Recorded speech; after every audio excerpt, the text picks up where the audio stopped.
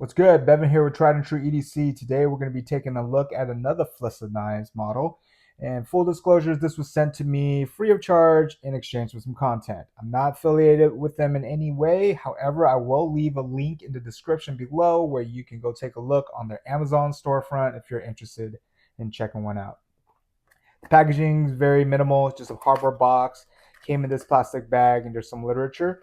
FLISSA Knives is owned by a larger company. They sell multiple products under their parent company. This is a black coated D2 drop point blade. You got that, which I would like to assume is the model number. However, if you try looking that up online, it doesn't bring you up any real useful information. So again, product link is in the description. There's no jimping anywhere. It's very sleek. It's got a high saber grind to it. Uses a fuller with a cutout for the opening mechanism. Let's test out the edge to see if it's sharp. So we'll start with the magazine paper.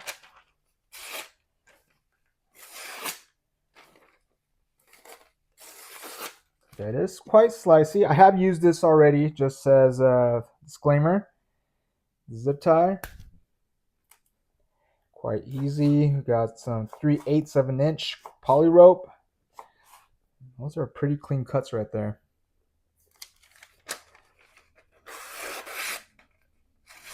Usage has been minimal. It's been primarily some food prep, opening some packages, no cardboard cutting or anything more abrasive.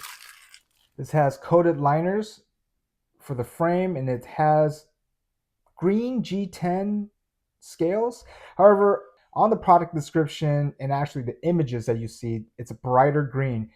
But when you get it in hand, it's actually more of a forest green color, which I think is a nice surprise.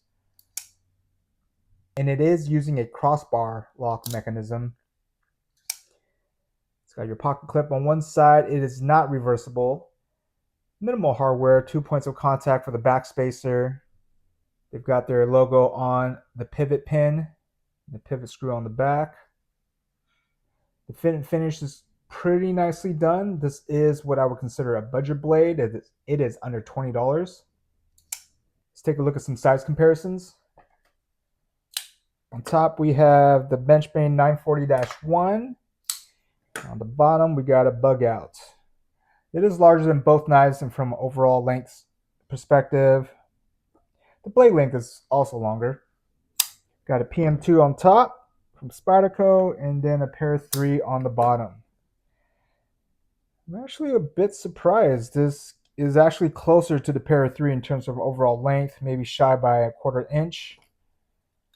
If you were to compare the blade lengths, actually the FLISSA knife has a longer cutting edge than the PM2.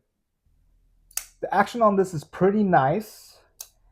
It's easy to thumb roll it out. You can reverse flick it. What I've noticed though, after having it for a couple weeks, is that if you place your index finger and it's touching the crossbar right here, then it does create some friction where it won't middle finger flick as easy. You can still do it, but there is a risk of failure. Very easy to close. You can use your thumb, index finger, or both fingers. Very smooth operator. And see if it'll shake out. Well, if you put enough force, it will. I don't think that's uncommon for crossbar locks though. Even my Benchmades do the same thing. Well, maybe not as much. I do have my Benchmade tightened up a little more on the pivot. The ergonomics on this one is very nice. That is one thing I really want to call out about this particular knife. It functions very well, especially for a budget folder, but the ergonomics are on point and is certainly a feature that needs to be presented and emphasized. You got any grip you're putting it in, either in a saber grip, hammer grip, or a reverse grip, they all feel nice in hand. And the pocket clip has very minimal pressure on your palm. So it is extremely comfortable. I have medium-sized hands. So I do get a full grip on it. If you're just slightly larger, you're probably still going to get a 4-finger grip. So nice full-size folder. The blade length itself is about 3.5 inches. So very capable for multiple EDC tasks.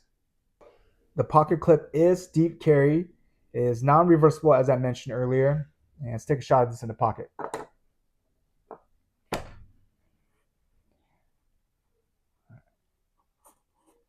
So once you get it in there, it does basically disappear. The retention is nicely done on this. It is not too stiff by any means, but it will take maybe a slight oomph to put it in. It doesn't take up much real estate either, as you can see. So you can easily get your hand in there. Looks really clean. Whether or not you're a fan of branding, I personally am not. I don't feel like they needed to rebrand it anymore and put their name on the pocket clip. And one thing I failed to mention is that on the scales, they do the same type of logo towards the end of the butt end of the scale on both sides. This is currently only available on their Amazon storefront. I will link their website, but everything just, if you click on it, it takes you to the Amazon storefront, so you can purchase it directly from there. The cost on this at the time of this recording, which is on October 17th of 2025, is coming in at $18.99. So still under $20, a great value, I think. And they actually have a different option. They have a black G10 scaled version as well for the same price. So I really like this. I think they did an excellent job. And if you're not familiar with my channel, majority of the knives I review, outside of say Spydercos, but even Spydercos are 10 times the amount cost of these for the most part. Majority of the knives I review are on the higher end.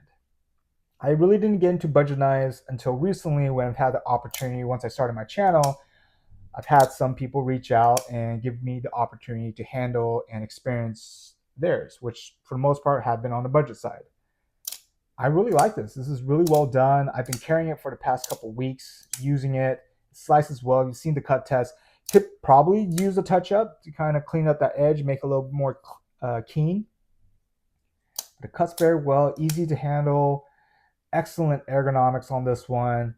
I do think it was a miss that they didn't make the pocket clip reversible, because for me, a crossbar lock is the perfect platform to use as a truly ambidextrous carry.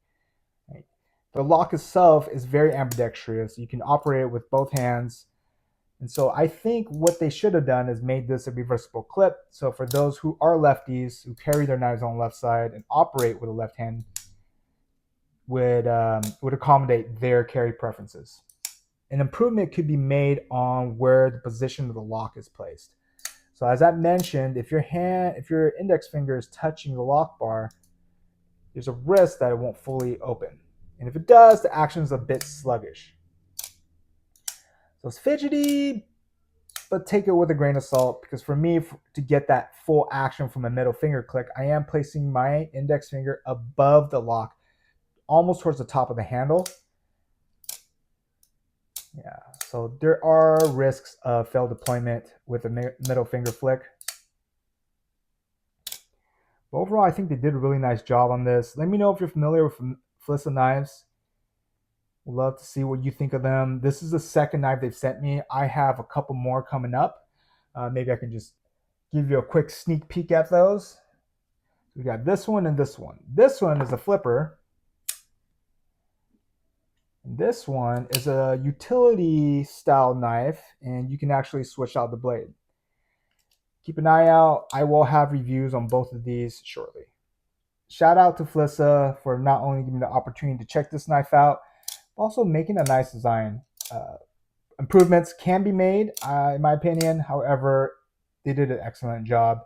And for under $20, you really can't go wrong with it. Especially if you like a budget blade, or if you're looking for one just to make a beater, throw in a car, whatever it may be. Excellent option. Really appreciate you tuning in. Let me know if you have any questions or comments. Hope you enjoy the rest of your day. Stay frosty.